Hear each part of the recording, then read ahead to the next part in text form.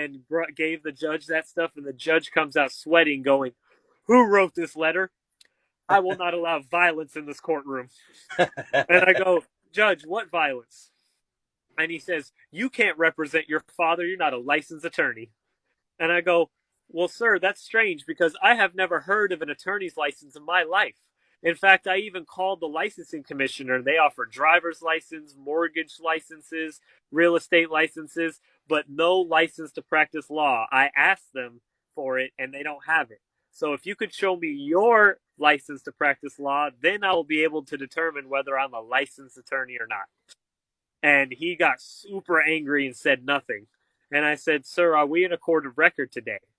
And he was dead quiet. Meanwhile, all the attorneys are like standing next to me, like, "Hey, you little kid, I don't think you know what's going on. Like, why don't you come outside here and talk to me? Like, you don't know." Da, da, da, da, da.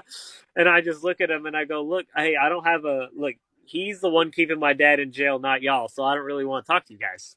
I'm trying to get this settled." And I asked the judge, "Sir, for the third and final time, is this a court of record?"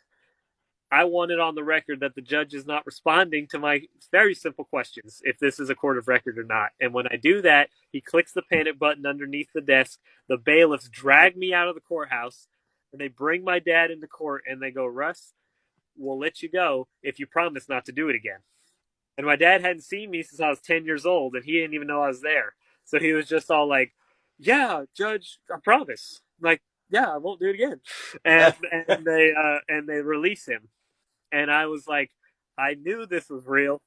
And so once that happened, I dedicated my life to figuring out a way to incorporate that knowledge with the spiritual knowledge that I already knew. And so you're definitely correct that it's actually purely financial. They actually consider your body warehouse goods and file liens and store your body in a warehouse, and they monetizing it using the General Service Administration. They file a bid bond, a performance bond, and a payment bond with the General Service Administration, Standard Form 93, 94, and 95. And then they get you to pay commissary, right? And they make it all, it's all money. You have like you have a CID number. They threw me in jail one time for revealing this knowledge. They gave me a little, like a debit card. They called it a debit card and they named me, I was part of the trustee program, right? So like the trustees, and I was doing work and all that stuff. And you had to pay for everything. You know, there's always attorneys' fees, court costs, all these things, and they traded on the private system called the Court Registry Investment System.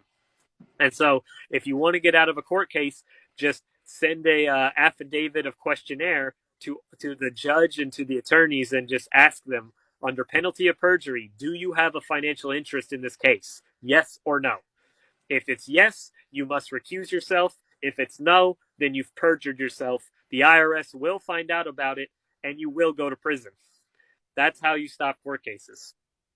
Man, guys, come on, man. You can't tell me you're not impressed right now and also appalled. How many of y'all's jaws dropped when you found out that we're getting traded like cattle or whatever you want to call it in jail? And also, we now, man. I'm gonna by the time this live is over, you're gonna have 10 nicknames. We got my cousin Vinny over here.